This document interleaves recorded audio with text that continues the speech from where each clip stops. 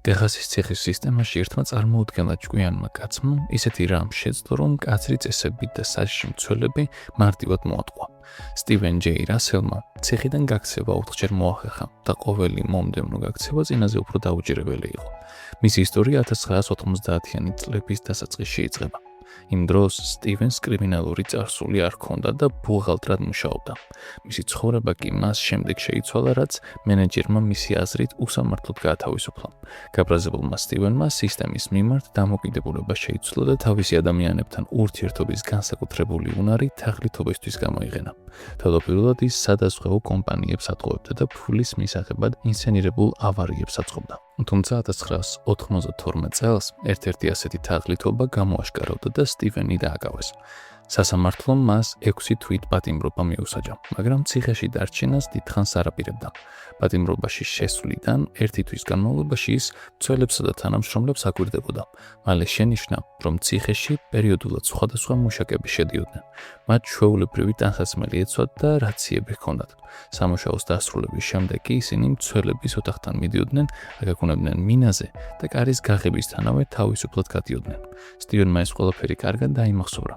გარედან სამოქალაქო ტანსაცმელი და რაცია შეატანინა, შემდეგ კი მუშაკის როლი მოირგო. ციხეში ისე გადაადგილდებოდა თითქოს რაღაცას ამოწმებდა და თან რაციით საუბრობდა. ბოლოს მცველების ოთახთან მივიდა. მათთვის წინასწარმომზადებული ნიშანი გაიკეთა და კარის გაღება სთხოვა. მცველებმა კარი გაუღეს და სტივენი უბრალოდ გარეთ გავიდა. გაქცევის შემდეგ მან ახალი ვინაობა შეიძინა და ფლორიდაში გადავიდა, სადაც 2 წლის განმავლობაში 1992-დან 1994 წლამდე ძებნელად ცხოვრობდა. თუმცა საბოლოოდ სადაზღვევო ჩეკების გაყალბების საქმეზე კვლავ დააკავეს და მისი გაქცეული პატიმრის სტატუსიც გამოაშკარავდა. სტივენი ჰიუსტონში დააბრუნეს. ამჯერად გადაწყვიტა დარჩენილი სასჯელი მოეხადა, რადგან გათავისუფლებამდე 1 წელზე ნაკლები ჰქონდა დარჩენილი. ციხიდან გამოსვლის შემდეგ მას სასურსათო მაღაზიაში დაიწყო მუშაობა, მაგრამ უბრალოდ ცხოვრებით დაკმაყოფილება არ შეეძლო. მას ფული და ფუფუნება სურდა, ამიტომ ბევრად უფრო დიდი თაღლითობის დაგეგმა დაიწყო. ისეთი ოპერაციის, რომელიც მომავალში ფინანსურად სრულიად უზრუნველყოფდა. შესაძლებლობაც მალე გამოჩნდა. გაზეთში სტივენმა ნახა განცხადება ერთ-ერთ პრესტიჟულ ჯანმრთელობის დაზღვევის კომპანიაში ფინანსური მენეჯერის ვაკანსიის შესახებ. მაგრამ პრობლემა ის იყო, რომ ამ სფეროში არც განათლება ჰქონდა და არც გამოცდილება, მაგრამ ეს მისთვის დაბრკოლება არ აღმოჩნდა. სტივენმა საკუთარი ბიოგრაფია გააყალბა. მოიგონა პრესტიჟული განათლება, კვალიფიკაციები და სადაზღვევო კომპანიებში მუშაობის გამოცდილება. თუმცა მიხვდა, რომ გასაუბრებაზე მხოლოდ ყალბი რეზიუმე ვერ უშველიდა. ამიტომ ფინანსური სფეროს შესწავლა დაიწყო. შეიძინა Wall Street-ის ჟურნალი და ფინანსური მენეჯმენტის შესახებ რამდენიმე წიგნი. მისი სწრაფი აზროვნებისა და შესანიშნავი მეხსიერების წყალობით მან მალევე აითვისა საჭირო ინფორმაცია და პროფესიული ტერმინოლოგია. როდესაც გასაუბრებაზე მივიდა, ყველაფერი გეგმის მიხედვით წავიდა. მისი თავდაჯერებულობა, საუბრის მანერა და შთამბეჭდავი კვალიფიკაციები საკმარისი აღმოჩნდა იმისთვის, რომ დამსაქმებლები დაერწმუნებინა. სტივენი ამ პოზიციისთვის იდეალური კანდიდატი იყო.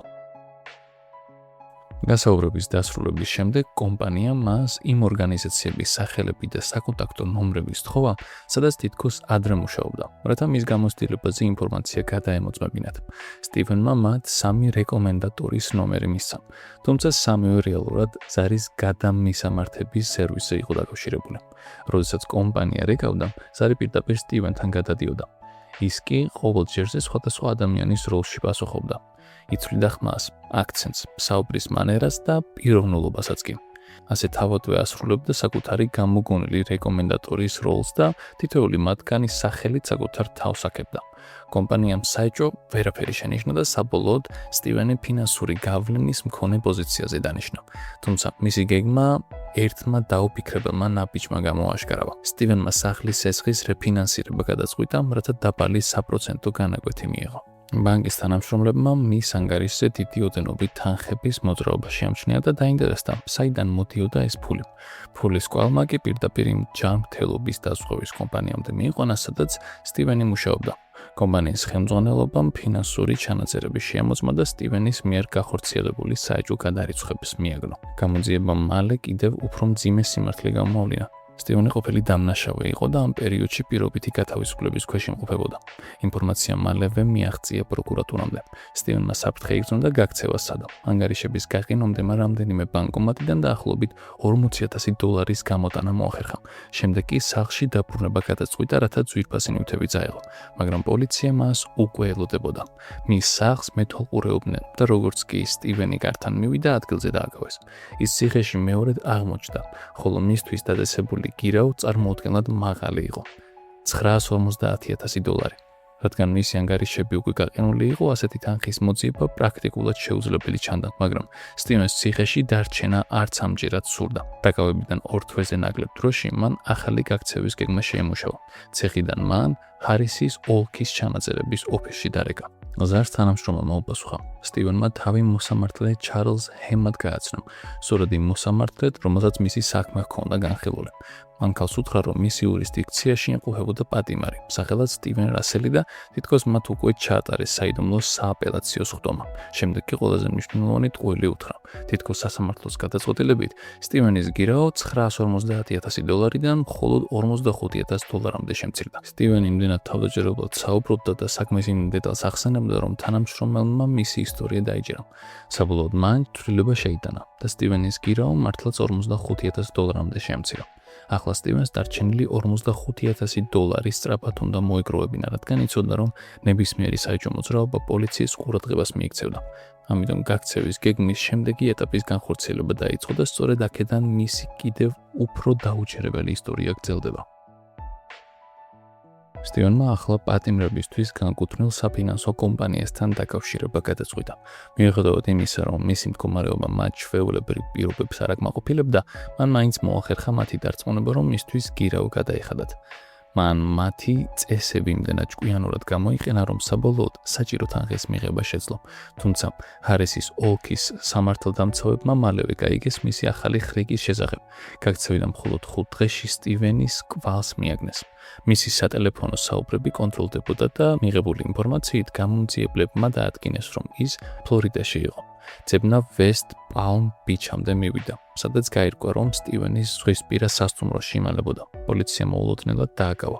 შემდგომ სასამართლოზე მას 40 წლით პატიმრობა მიუსაჯეს, როგორც თანხების მითვისებისთვის, ისე გაქცევისთვის. რეალურად მას უფრო მსუბუქი სასჯელით შეიძლებოდა მიიღო, მაგრამ სტივენმა დანაშაული მაშინვე აღიარა და განაჩენის განსაჩივრებაზე უარი თქვა. მისი ასეთი სწრაფი თანხმობა თავად პროკურორსაც კი გაუკვირდა. რადგან სასჯელი საკმაოდ მძიმე იყო, თუმცა სტივენს ამ 40 წლის გატარება ნამდვილად არ ჰქონდა განზრახული. სასამართლომ და ბევრად ადრე უკვე გადაწყვეტილი ჰქონდა, რომ როგორმე უნდა გაქცეულიყო. ამჯერად კი ის ჰარისის ოლქის ციხეში აღარ დააბრუნეს. სტივენი ტეხასის მაქსიმალური უსაფრთხოების ციხეში გადაიყვანეს. ხელმძღვანელობამ კარგად იცოდა მისი შესაძლებლობების შესახებ და თანამშრომლები წინასწარ გააფრთხილეს, რომ შესაძლოა კვლავ მოეტყუებინა ისინი. დაცვა გაძლიერებული იყო და ციხე პრაქტიკულად გაუვალად მიიჩნეოდა. ამიტომ ყველას ეგონა, რომ სტივენს გაქცევა აღარასდროს გამოვიოდა, მაგრამ სტივენი ისევ აკვირდებოდა გარემოს და ახალ გეგმას ამზადებდა. ციხეში მან სამედიცინო განყოფილებაში ამჩნია.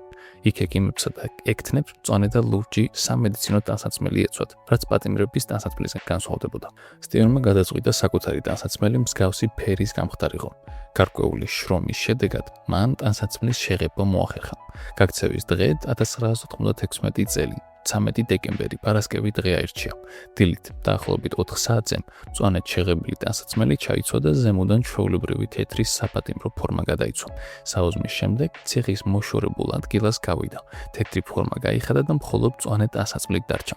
ახლა ის სამედიცინო პერსონალის წევრს გავდა. სტივენს მცველების ტერიტორია დიდი ხნის განმავლობაში ჰქონდა შესწავლილი. მან იცოდა, რომ ერთ-ერთი ქალი მცველი თითქმის მთელ დილას ტელეფონზე საუბრობდა და გარემოს დიდ ყურადღებას არ აქცევდა.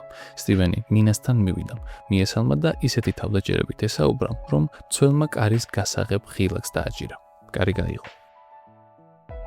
სტივენი უკვე მესამედ გახდა თავისუფალი, მაგრამ იცოდა, რომ ციხის სიახლოვეს დიდხანს დარჩენა სახიფათო იყო. ამიტომ გზაზე ერთ-ერთ სახლთან მივიდა და დახმარება ითხოვა. სახლის პატრონს თავი ექიმად გააცნო და უთხრა, რომ ციხეში მუშაობდა. მისი თქმით, ბევრი ალკოჰოლი ჰქონდა მიღებული, მანქანა დაემტრო და არ სურდა ციხის ხელმძღვანელობას ეს ამბავი გაეგო. ამიტომ სახლში წაყვანას თხოვა. მამაკაცმა დაუჯერა და სტივენი ახლო მდებარე ქალაქში წაიყვანა. იქ მან ტაქსი გააჩერა და მძღოლს უთხრა, რომ ჰიუსტონის ტექსას მედიკალ ცენტრის ქირურგი იყო და გადაუდებელ ოპერაციაზე იბარებდნენ. სთხოვა დანიშნულების ადგილამდე რაც შეიძლება სწრაფად მიიყვანა. სამედიცინო ცენტრში მისვლისას სტივენმა მძღოლს უთხრა, რომ ფულის მოსატანად საავადმყოფოს კარადასთან უნდა შესულიყო და მალე დაბრუნდებოდა. მაგრამ აღარ დაბრუნებულა. ტაქსის მძღოლს ის აღარ უნახავს და სტივენმა მესამე გაქცევაც წარმატებით დაასრულა. ხელისუფლება კვლავ შოკში იყო, თუმცა ამჯერად მისი დაჭერა სპეციალურ აგენტს თავალეს, ტერი კაპს, ციხის ადმინისტრაციის სპეციალური ოპერაციების განყოფილების ხელმძღვანელს.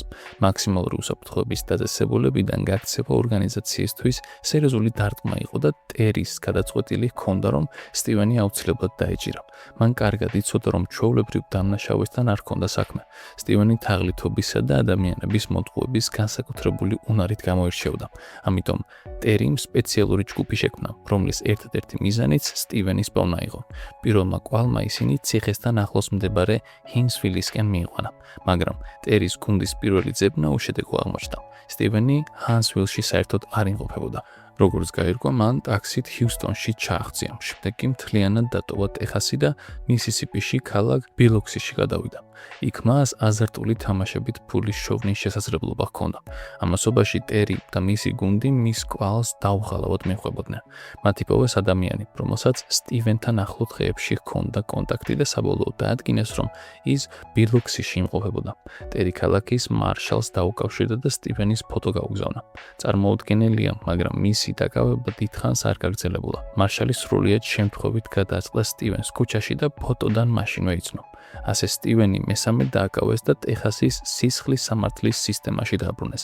ამჯერად მის სასჯელს კიდევ 5 წელი დაემატა და საერთო ვადა 45 წლამდე გაიზარდა, თანაც პირობითი გათავისუფლების შესაძლებლობის გარეშე. ყველაზე ადრე მის განხილვა მხოლოდ 11 წლის შემდეგ შეიძლებოდა, მაგრამ სტივენმა იცოდა, რომ ციხეში უბრალოდ ჯდომას ისევ არ აპირებდა. პრობლემა ის იყო, რომ ახლა მასზე მეთვალყურეობა გაცილებით მკაცრი იქნებოდა. ამიტომ მან კიდევ უფრო გიჟური გეგმა მოიფიქრა. სტივენმა ციხიდან გათავისუფლების წესები შეისწავლა და ერთი შესაძლო ლუფჰოლი აღმოაჩინა. არსებობდა სპეციალური პროგრამა, რომლის საშუალებითაც მძიმე და ქრონიკული დაავადებების მქონე პატიმრებს პირობითად ათავისუფლებდნენ და საბკურნალო დაწესებულებაში გადაჰყავდათ. სტივენმა გადაწყვიტა დაერწმუნებინა ექიმები, რომ შიცი ჰქონდა და სიკვდილის პირას იყო. ამისთვის მან რამდენიმე თვის განმავლობაში შიმშილი დაიწყო. შემდეგ კი ავადმყოფობის სიმპტომების იმიტაციის მიზნით ძალითაც აღებინებდა. ამასთან ერთად მან სამედიცინო ჩანაწერების გაყალბებაც მოახერხა. ერთ-ერთი თანამშრომელი მოისყიდა, რათა მის დოკუმენტებში მძიმე დაავადების დიაგნოზი შეეტანა. ამის შემდეგ სტივენი ისე იქცეოდა, თითქოს მძიმედ იყო ავად და საწოლიდან წამოდგომაც აღარ შეეძლო. ასე მან 8 თვე გაატარა.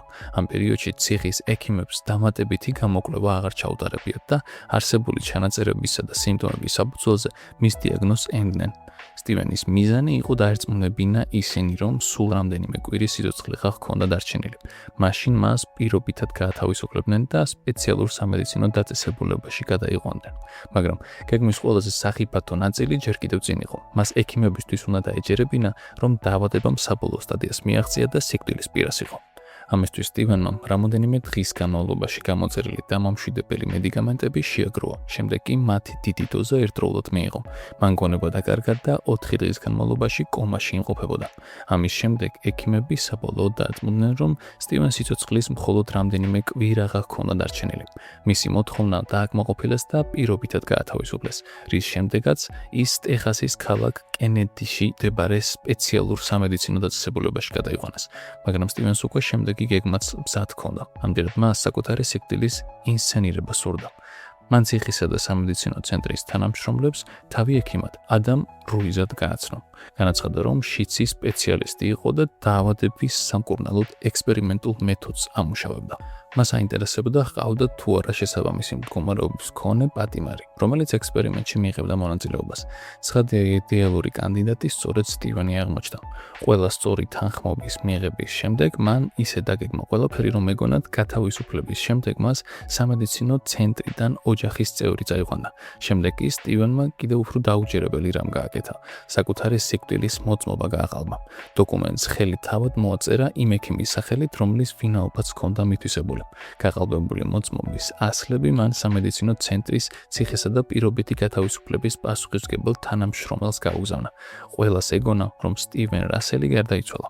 ამიტომ მის მოსაძებნად აღარავინ მიდიოდა. ასე სტივენი მეოთხედ გაიქცა ციხიდან. ამჯერად კი ისეთი გზით, რომელიც მანამდე ვერავის წარმოედგინა. საბოლოოდ ის თავისუფალი იყო და რაც მთავარია, არავინ ეძებდა.